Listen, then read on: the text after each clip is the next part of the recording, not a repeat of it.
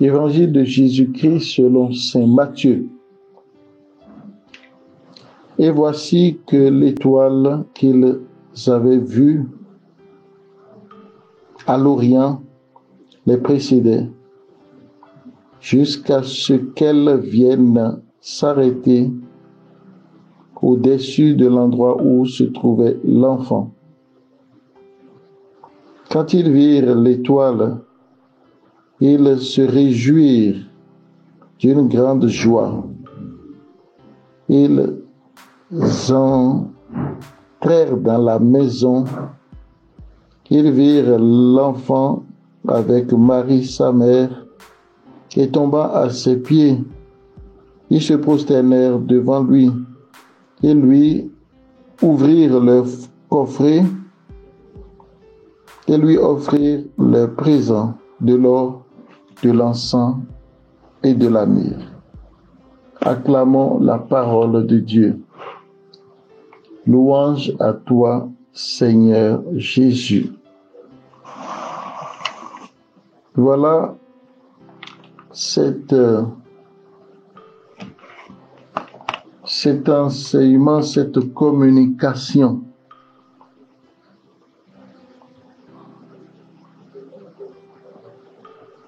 sur l'épiphanie. J'aimerais l'intituler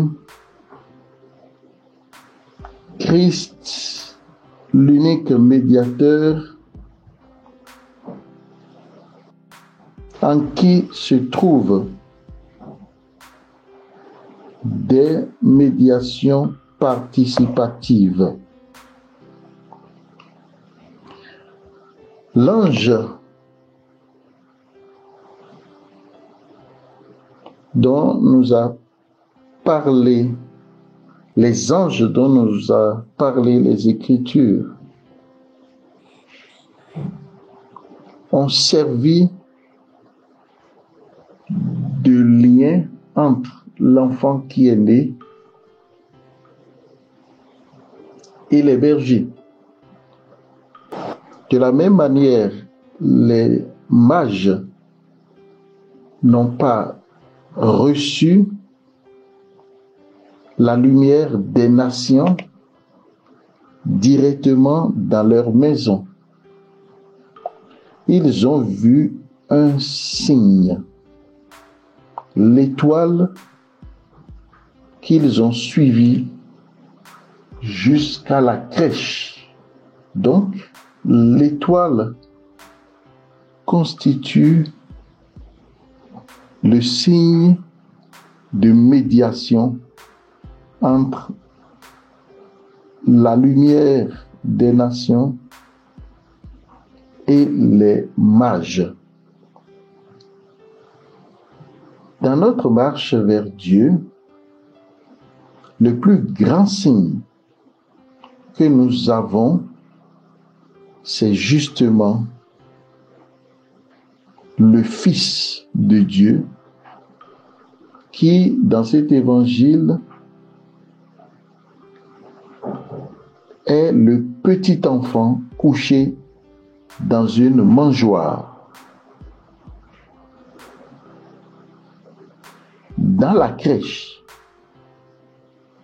ce petit enfant est signe. Et lui-même, dans son état de bébé, dira « Qui m'a vu, a vu le Père ». Dans l'Eucharistie, signe et présence réelle de Dieu, de ce morceau de pain, il peut être dit aussi « Qui m'a vu, a vu le Père ». L'homme blessé, frappé, meurtri, qui est sur la croix, dira lui aussi, qui m'a vu, a vu le Père. Alors, le premier grand signe qui nous renvoie à Dieu, qui nous conduit à Dieu, justement, Jésus, le médiateur, l'unique médiateur, dans sa réalité historique, est le premier signe de la présence de Dieu, le premier signe qui renvoie à Dieu, qui conduit à Dieu.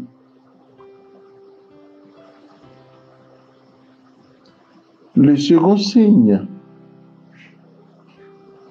de médiation, c'est l'Église, la nouvelle Jérusalem, la cité sainte, qui est le corps mystique du Christ. Et à l'intérieur de ce corps mystique,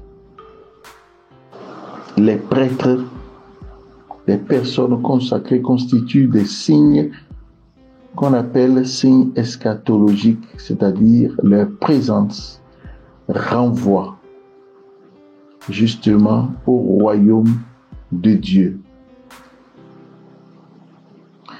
La parole de Dieu, comme je l'ai déjà expliqué, est aussi un signe.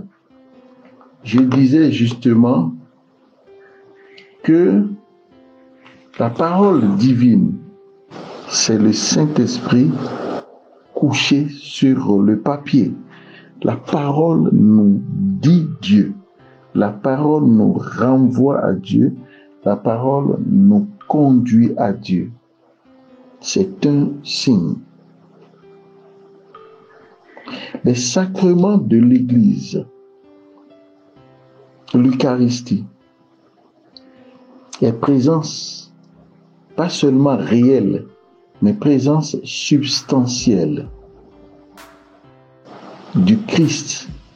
Et dans tous les sacrements, c'est Dieu qui agit, c'est Dieu qui se cache sous le voile du sacrement.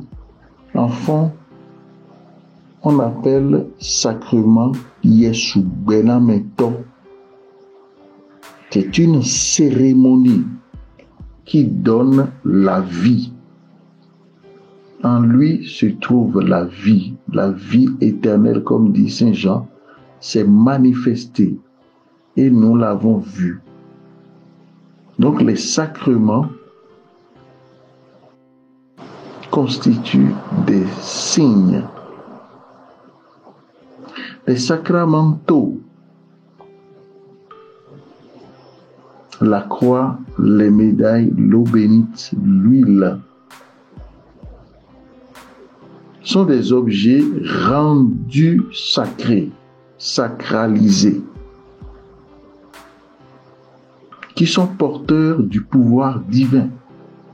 Il suffit de les présenter à un possédé pour savoir que ces objets constituent par eux-mêmes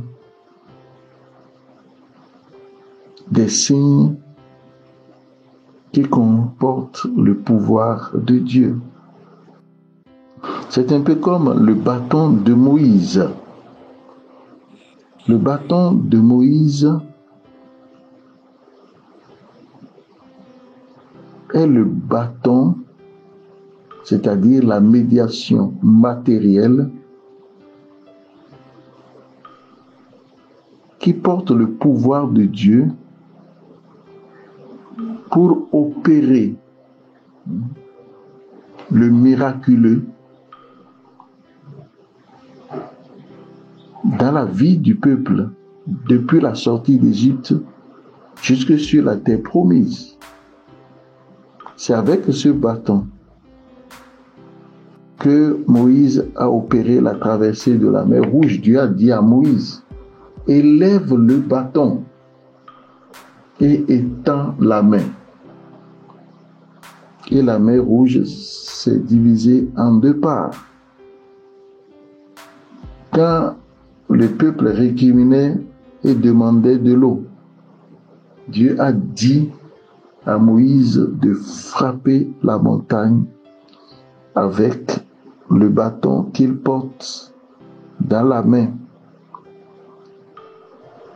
L'arche de l'alliance, le tabernacle,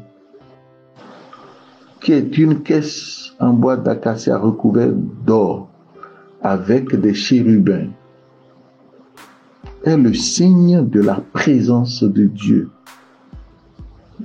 Cette caisse contenant les tables de la loi, les 2 tables que Moïse a reçues. Et cette arche se déplace avec le peuple. Et elle est dans la tente de la rencontre. Et Moïse et le peuple s'approchent de l'arche de l'ancienne alliance pour recevoir la volonté de Dieu et les grâces de Dieu. On dit, quand Moïse revient de la tente de la rencontre, son visage est tellement lumineux qu'il est obligé de se couvrir le visage avec un voile. Donc ce sont des éléments matériels qui renvoient à Dieu et qui portent une parcelle du pouvoir divin. Ainsi, dans la vie de Saint François d'Assise, la croix de Saint Damien, cette croix byzantine devant laquelle Saint François d'Assise priait, et il a vu Jésus sur la croix qui, ouvrant la bouche, lui a dit, François va rebâtir mon église qui tombe en ruine. Nous avons d'autres signes de médiation. La Vierge Marie, les saints, leur vie, leur témoignage, leur intercession renvoient à Dieu et nous communiquent la grâce divine. Ils sont médiateurs à l'intérieur de l'unique médiateur qui est le Christ. Les anges de Dieu, comme nous l'avons dit. Voilà une diversité de richesses que possède l'Église pour aller à Dieu.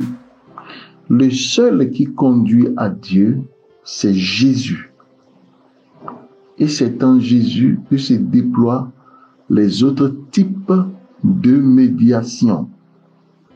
Il est la tête et nous sommes les membres. Et les membres participent de l'unique médiation de Jésus de Nazareth, qui à lui seul dit « Je suis la porte ». Alors, l'événement de la marche des mages vers le petit enfant Jésus, comme nous l'avons expliqué, ne s'est pas produit sans une diversité de médiations qui les ont orientés petit à petit jusqu'au petit enfant. Alors nous ne pouvons pas imaginer connaître Dieu, entrer en communion avec Dieu, le Dieu d'Israël, sans passer par ce type d'intermédiaires qui conduisent au vrai chemin qui est Jésus de Nazareth, lui qui est la lumière. Et lui-même, en en tant que lumière, il renvoie à la source de la lumière, à la plénitude de la lumière, à la source de toute paternité, parce qu'il dira, le Père est plus grand que moi. Donc, toutes ces médiations conduisent à l'unique médiateur, Jésus. La médiation particulière que constitue la Vierge Marie et les saints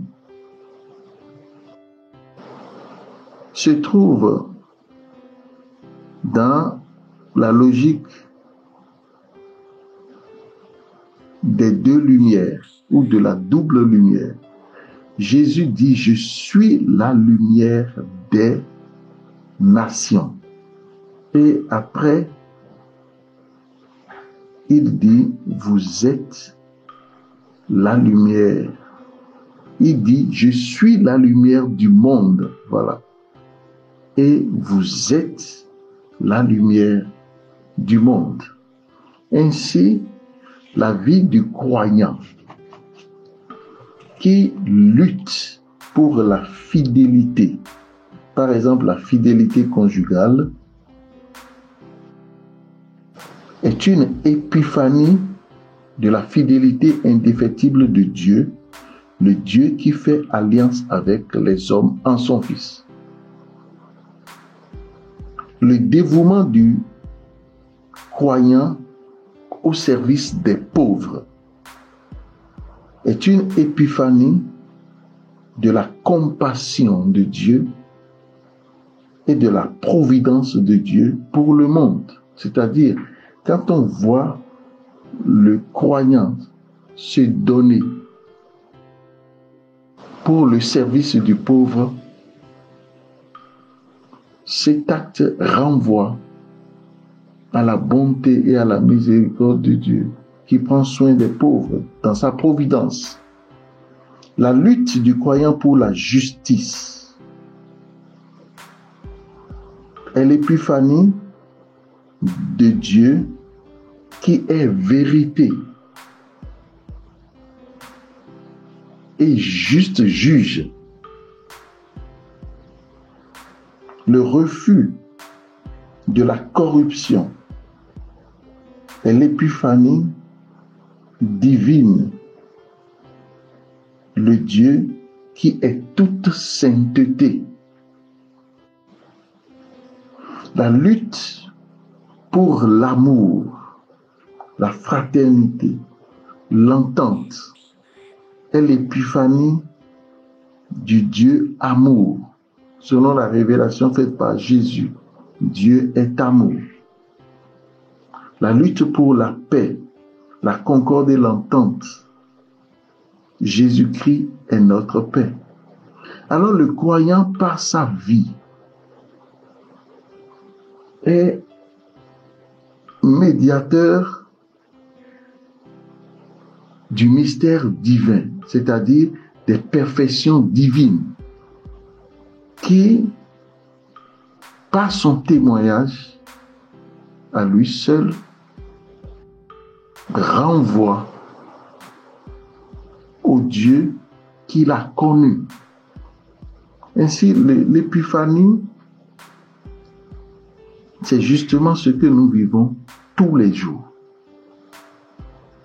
Soit dans notre marche, dans notre recherche, dans notre désir, qui passe par tout ce que Dieu met et toutes les personnes que Dieu met sur notre chemin, que des choses que nous recherchons, par exemple la méditation de la parole, le silence et la prière, pour tomber sur le Dieu, sur Dieu qui est lumière. Et en même temps, quand nous quittons, justement, nous sortons du chemin de la recherche, parce que les mages, quand ils ont reconnu la lumière, ils n'ont plus pris le même chemin. Quand nous sortons de ce chemin de recherche, nous devenons nous-mêmes épiphanie, c'est-à-dire signe qui renvoie à Dieu. La grâce de Dieu nous visite pour que nous ayons de plus en plus, que nous cherchions, que nous découvrions de plus en plus dans l'interprétation, dans la contemplation, derrière les signes qui nous sont présentés du visage lumineux et glorieux de Dieu, et que ce visage impacte notre visage, que nos visages soient brillants et lumineux. Saint Paul dit bien sûr, la gloire que Moïse a contemplée n'est rien par rapport à la gloire de la nouvelle alliance. Que Dieu vous bénisse.